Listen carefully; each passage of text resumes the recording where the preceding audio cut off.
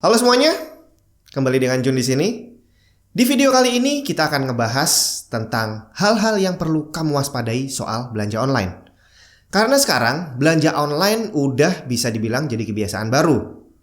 Kalau dulu kita mau beli kaos kaki aja, kita harus pergi datang ke toko. Sekarang mau beli motor aja udah bisa online.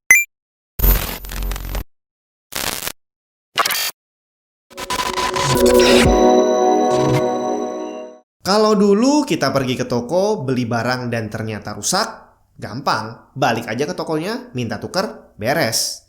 Tapi sekarang belanja online nggak bisa kayak gitu.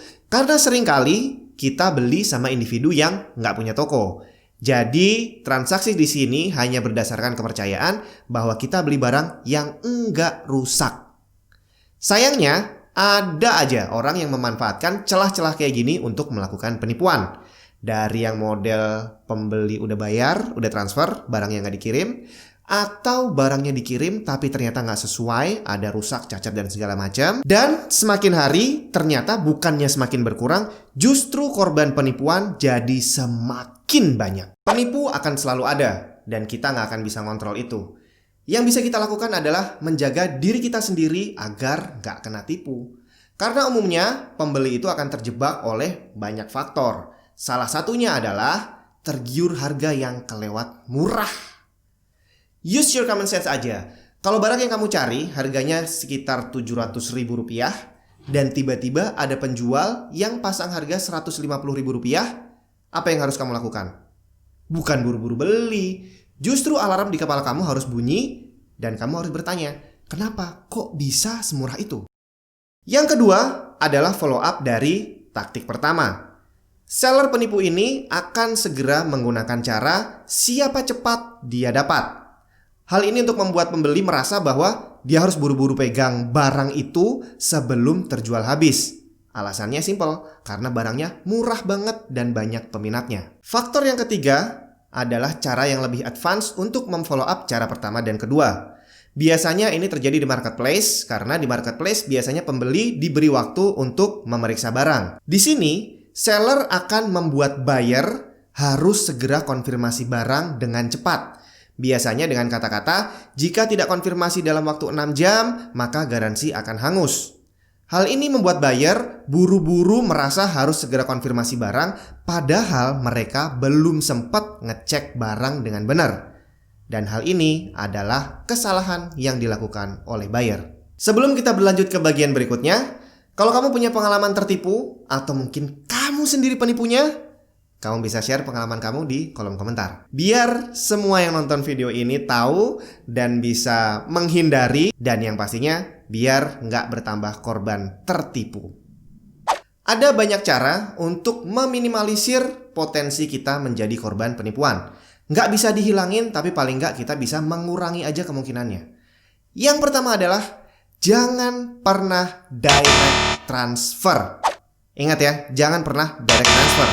Kalaupun penjual memaksa kamu untuk langsung transfer aja ke rekening dia dengan berbagai macam alasan, selalu ingat, jangan mau dan jangan pernah direct transfer.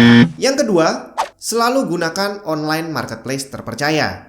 Ada banyak, ada Tokopedia, Bukalapak, Shopee, Lazada, dan segala macam. Kamu tinggal pilih aja mana yang paling nyaman buat kamu. Emang sih nggak akan 100% menghindarkan kamu dari penipu, tapi paling nggak kamu sudah mengurangi banyak celah untuk para penipu melakukan aksinya. Yang ketiga, kalau kamu nemu barang inceran kamu di sosial media kayak Instagram atau Facebook, atau mungkin di lapak online kayak OLX, ingat pasal 1 dan 2. Jangan direct transfer dan selalu minta transaksi dilakukan di online marketplace. Yang keempat, kalau kamu ikutan join di grup-grup sosial media yang di situ menyediakan jasa rekening bersama, nggak usah ikutan. Quick info, rekening bersama atau rekber adalah jasa yang ditawarkan oleh seseorang yang akan berperan sebagai perantara transaksi antara pembeli dan penjual. Mekanismenya, pembeli mentransfer dana ke rekber, penjual mengirim barang, pembeli menerima barang, terus ngecek kondisi barang. Jika dirasa oke, pembeli akan memberi konfirmasi ke pemegang rekber untuk meneruskan dana ke penjual. Tapi, jika dirasa tidak sesuai, maka pembeli akan mengkonfirmasi ke Rekber agar dana ditahan dulu sampai ada kesepakatan lebih lanjut. Sistem ini sempat jadi solusi jitu saat belum ada online marketplace kayak sekarang ini. Bedanya, Rekber nggak gratis bro. Biasanya dikenakan biaya minimal 10.000 dan akan lebih mahal jika nominal transaksinya lebih besar.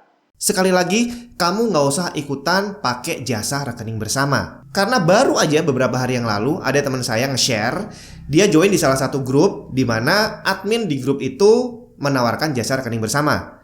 Dan setelah dia pakai, ternyata adminnya adalah penipu. Dan lebih ngeselinnya lagi, ternyata hampir semua penjual di dalam grup itu adalah satu grup penipu dengan si admin rekening bersama tadi. Dari tadi kita terus-terusan ngomongin belanja lewat online marketplace. Emangnya beneran aman kalau kamu udah belanja di marketplace? Enggak juga. Ini ada beberapa tips dari saya untuk kamu yang suka belanja di online marketplace.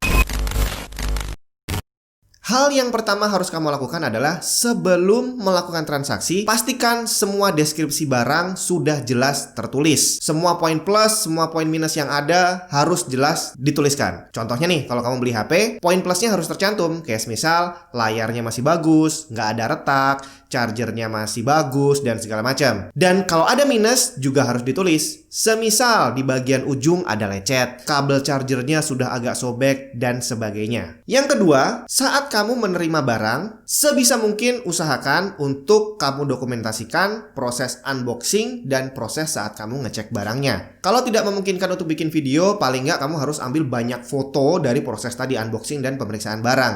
Hal ini untuk memastikan bahwa kalau ada kerusakan di barang itu, kamu bisa membuktikan bahwa bukan kamu yang rusakin. Karena emang ada seller-seller penipu yang emang sengaja ngirim barang rusak untuk kemudian dia bilang bahwa, loh, kemarin sebelum dikirim bagus kok, elu yang rusakin. Yang ketiga, kamu harus ingat baik-baik ini ya. Marketplace biasanya akan ngasih pembeli waktu 2 hari untuk mengkonfirmasi terima barang. Perlu kamu ingat, ini bukan hanya sekedar konfirmasi menerima barang. Dalam waktu 2 hari tadi, kamu harus bisa memastikan bahwa barang yang kamu terima kondisinya benar-benar sesuai dengan yang sudah disepakati antara kamu dan penjual. Kalau ternyata ada yang tidak sesuai, misalkan ada kerusakan yang tidak disebutkan sebelumnya, langsung kamu dokumentasikan dan komunikasikan dengan penjual. Bilang aja, Mas, ini kok barangnya ada yang rusak. Enaknya gimana? Apakah dapat diskon atau harus tukar barang atau seperti apa? Kalau memang tidak ditemui kesepakatan, nggak ada salahnya kamu ajukan komplain agar ada bantuan dari admin. Biasanya sih setelah kamu ngajuin komplain, itu arahnya adalah barang kamu kirim balik, untuk kemudian uang akan dikembalikan ke kamu setelah barang diterima kembali oleh penjual. Yang terakhir, selama proses negosiasi, transaksi, sampai kalau mungkin ada komplain dan segala macam, selalu gunakan fitur chat di marketplace. Kamu jangan mau kalau diajak komunikasi lewat WhatsApp atau lewat metode japri yang lain. Karena kamu mau semua proses percakapan terekam di sistem marketplace dan diketahui oleh admin. Itu tadi beberapa tips dari saya agar kita semua terhindar dari penipuan online. Kalau kamu punya tips yang lain, kamu bisa share aja di kolom komentar di bawah biar teman-teman yang lain pada tahu. Dan kalau kamu pengen tahu modus penipuan online yang baru, kamu bisa cek video saya yang ini. Be smart, be careful, and happy shopping!